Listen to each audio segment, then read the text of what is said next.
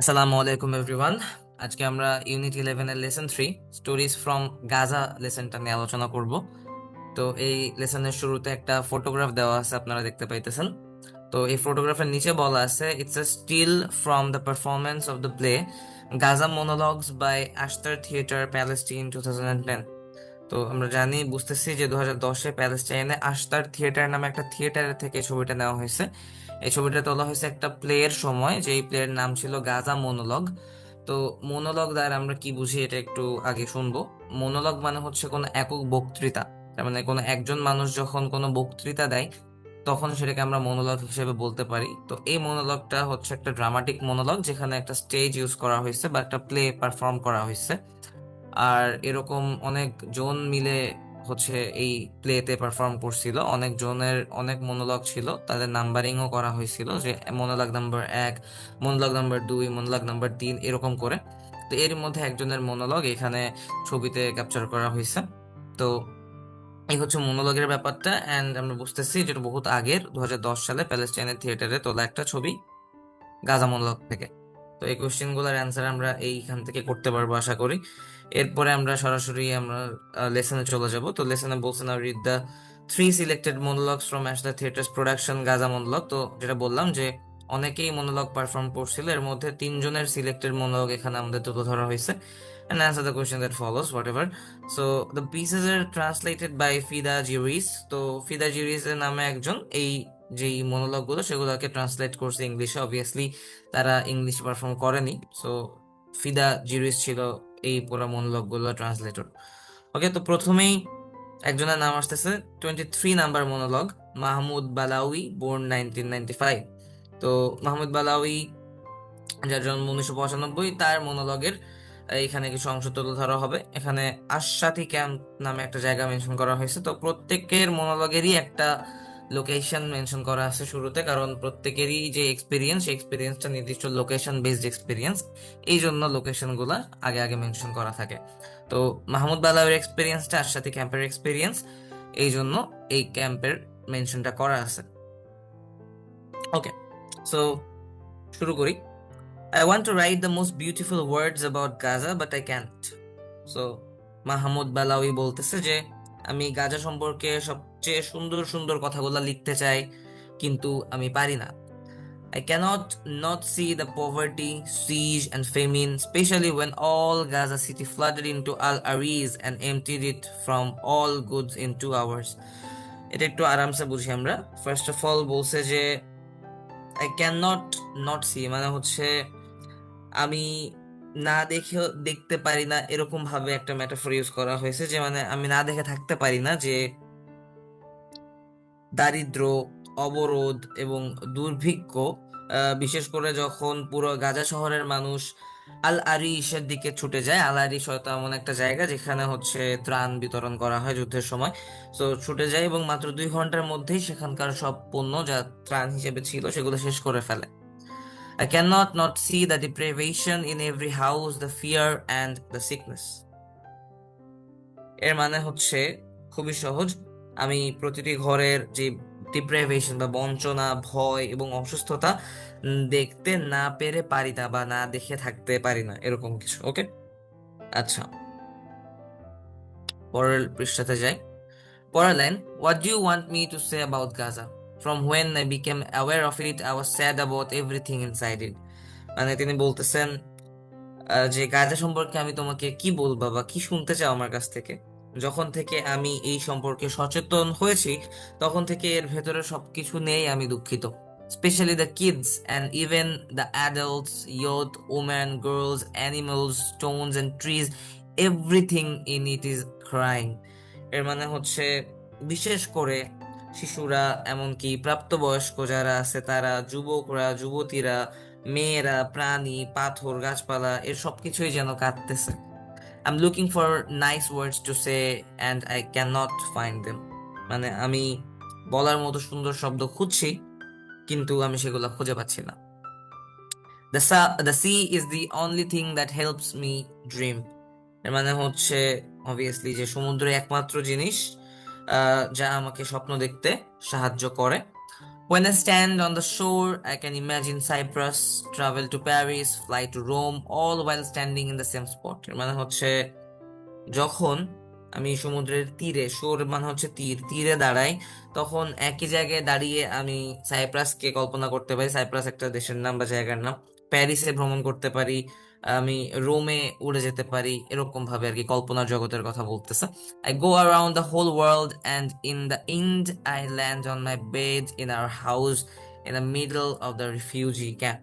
So obviously নিজের অবস্থানের কথা তিনি বলতেছে যে আমি পুরো পৃথিবী ঘুরে বেড়াই এবং শেষে শরণার্থী শিবিরের মাঝখানে আমাদের যে বাড়ি, সেই বাড়ির নিজের বিছানায় আবার ফিরে আসি। এটা হচ্ছে তার reality. I go back to the reality, এটাই বলতেছে। I go back to the reality of Gaza, the dirty market, overflowing Suez, the cards, and what's on top of the cards, the suffocating smell and the silent people who cannot speak.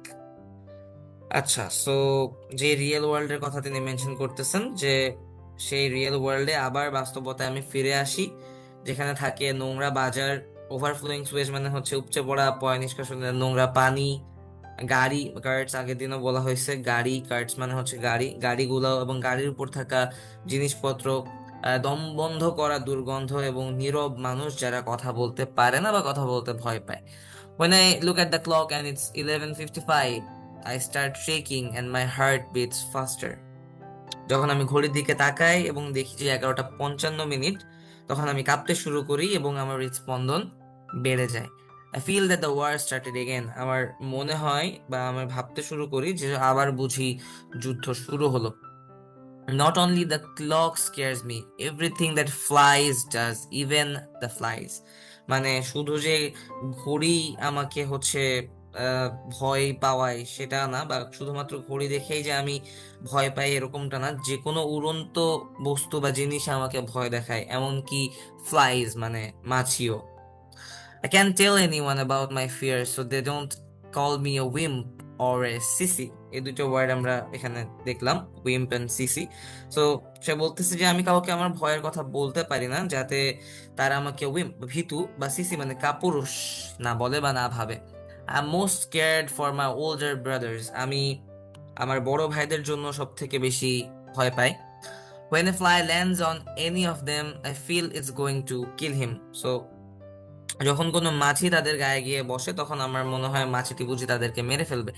Basically drone অ্যাটাকের কথা বলতেছে, বা drone অ্যাটাকের যে ট্রমাটা সেটা নিয়ে কথা বলতেছে। I start shouting and I run away from the place. So আমি চিৎকার শুরু করি এবং সেখান থেকে দৌড়ে পালাই। That's why I am now escaping outside the house all the time because of many flies. মানে হচ্ছে এই কারণেই আমি আমার বাসার বাইরে সবসময় পালিয়ে থাকি, কারণ অনেক মাছি এখন আমার বাসায়।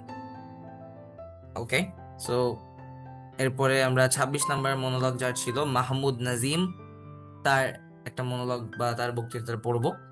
হু was born in 1994। So Mahmoud Nazim জন্ম 1994। তার যে লোকেশনটা সেটা ছিল আশ-শেখ রাদওয়ান নামে একটা জায়গা। তো সেখান থেকে তিনি বলতেছেন, for the first time the streets of Gaza were clean, there wasn't a paper or a cardboard. মানে প্রথমবারের মতো গাজার রাস্তাগুলো পরিষ্কার ছিল, সেখানে একটি কাগজ বা কার্ডবোর্ডের টুকরাও ছিল না। People were collecting the paper from the streets to use it for baking because the electricity was disconnected. মানে বিদ্যুৎ সংযোগ বিচ্ছিন্ন থাকার কারণে মানুষ রাস্তায় যে পড়ে থাকা কাগজ সেগুলো সংগ্রহ করতেছিল এবং সেটা দিয়ে তারা রুটি বা খাবার বেক করার কাজে ব্যবহার করতেছিল। My mom didn't want to bake and she asked me to bring bread from the oven. So যিনি বলতেছেন মাহমুদ নাজিম, তার মা চায় নাই যে তিনি যাতে নিজে নিজে বেক করে, এই জন্য তিনি বলছিলেন তার ছেলেকে তাকে গিয়ে ওভেন থেকে রুটি নিয়ে আসতো। ওভেন হয়তো ওই কোনো দোকান যেখানে একটা ওভেন আছে, যেখানে গরম গরম ব্রেড রান্না করা হইতেছে, এরকম কোনো জায়গা হইতে পারে, I am not sure. So এমন কোনো জায়গা থেকে তাকে ব্রেড আনতে বলা হয়েছে। দ্য কুই at the oven stretched from Gaza to the West bank. So kiwi মানে হচ্ছে আমরা জানি লাইন, বা এটার বাংলা আমরা কি বলতে পারি, কিউই মানে হচ্ছে সারি। সো ওখানে সামনে মানুষের সারি গাজা থেকে পশ্চিম তীর পর্যন্ত বিস্তৃত হয়েছিল। ওয়েস্ট ব্যাংক আর একটা জায়গা আমরা জানি। People would line up for 8 hours to get to their turn and take half a pack of bread. আমরা বুঝতেছি যে নিজেদের পালা আসা পর্যন্ত মানুষ 8 ঘন্টা পর্যন্ত লাইনে অপেক্ষা করতো, কিন্তু শুধুমাত্র আধা প্যাকেট রুটি তারা নিতে পারতো। In seconds, a Palestinian rocket launcher was erected in the area, and in less than 1 second, the Israeli planes started bombing it. So, কয়েক সেকেন্ডের মধ্যেই ওই এলাকা, যে এলাকায় তিনি রুটি আনতে গেছিলেন, সেই এলাকায় একটি ফিলিস্তিনি রকেট লঞ্চার স্থাপন করা হয় এবং 1 সেকেন্ডেরও কম সময়ের মধ্যে ইসরায়েলের বিমানগুলো সেইটিতে বোমা হামলা শুরু করে। People began running in all directions and the ambulances came. মানে মানুষজন সকল দিকে আহ দৌড়ানো শুরু করে হতভম্ব হয়ে, এবং অ্যাম্বুলেন্সেস কেম মানে হচ্ছে আমরা বুঝতেছি যে অ্যাম্বুলেন্স এসে পৌঁছালো। তো মানুষ চারিদিকে দৌড়াদৌড়ি শুরু করলো এবং অ্যাম্বুলেন্স এসে পৌঁছালো। People started falling dead, others were injured. I was in shock and people in the street started telling me, "Thank God you're safe." So আমি হতবাক হয়েছিলাম অবভিয়াসলি, আর রাস্তায় থাকা লোকেরা আমাকে বলতে শুরু করলো, ঈশ্বরকে ধন্যবাদ, তুমি নিরাপদে আসো or something. Anyway, I went back home without the loaf of bread. So ওই দিন তিনি আর কি করতে পারেন নাই, ব্রেড নিয়ে ঘরে ফিরতে পারেন নাই। সো যাই হোক, আমি রুটির প্যাকেট ছাড়াই বাড়িতে ফিরলাম। And my mum yelled at me. এই যে রুটি না নিয়ে ফেরার কারণে আমার মা আমাকে বকাঝকা শুরু করলো বা বকাঝকা করেছিল। But till today she does not know Y I did not bring the bread. মানে হচ্ছে আজ পর্যন্ত তিনি জানেন না, বা আমার মা জানেন না, বা তার মা জানেন না কেন আমি রুটি নিয়ে আসিনি। So that's from Mahmud Nazim. And lastly আমরা 31 নম্বর মনোলগ পড়বো, যেটা ছিল ইয়াসমিন কাতবি এর। Yasmin Kadmi was born in 1996। মানে ইয়াসমিন কাদমির জন্ম 1996-এ, 1996 সালে। তার লোকেশনটা দেওয়া আশেখ রাদওয়ান। আশেখ রাদওয়ান সম্ভবত আগের লোকেশনটাও ছিল। তো হ্যাঁ, একই লোকেশনে দুইজনের আলাদা মনোলগ। তো আশেখ রাদওয়ানে ইয়াসমিন কাঁদবে, তিনি তার মনোলগ বলতেছেন।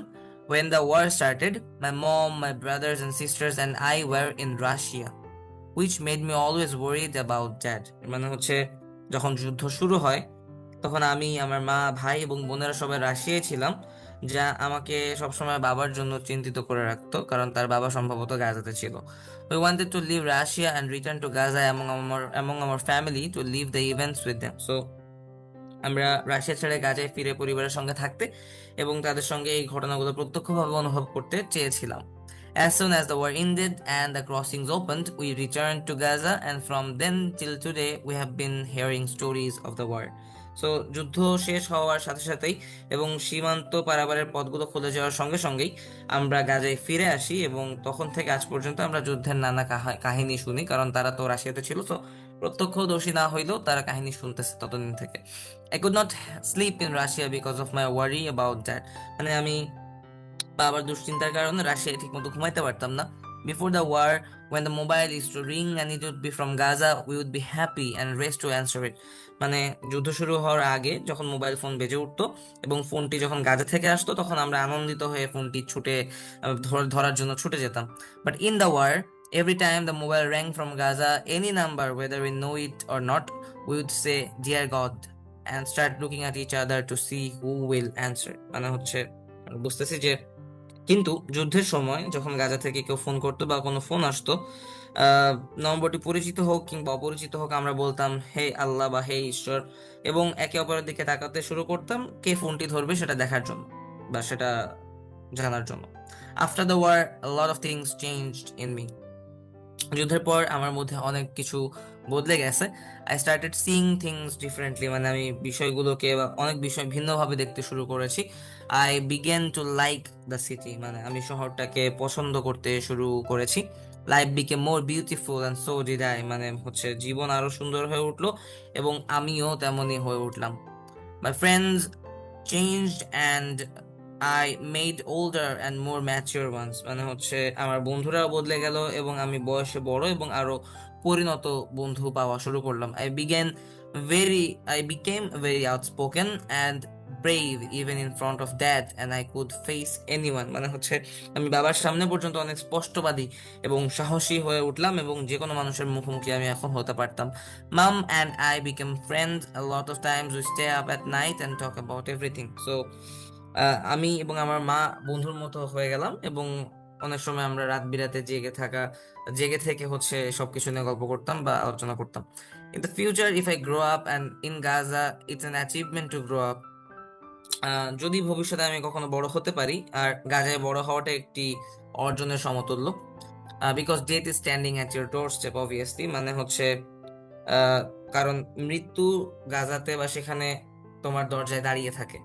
I want to be a children's caretaker and defend the rights because I feel that the children of Palestine are born as old people. মানে আমি শিশুদের কেয়ারটেকার বা দেখাশোনা করতে চাই এবং তাদের অধিকার রক্ষা নিয়ে কাজ করতে চাই, কারণ আমার মনে হয় ফিলিস্তিনি শিশুরা যেন বৃদ্ধ হয়েই জন্মগ্রহণ করে।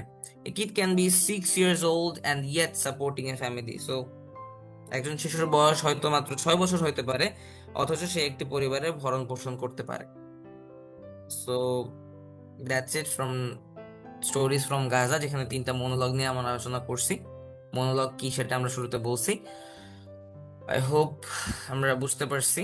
সো এই তো, thank you so much everyone, আসসালামু আলাইকুম।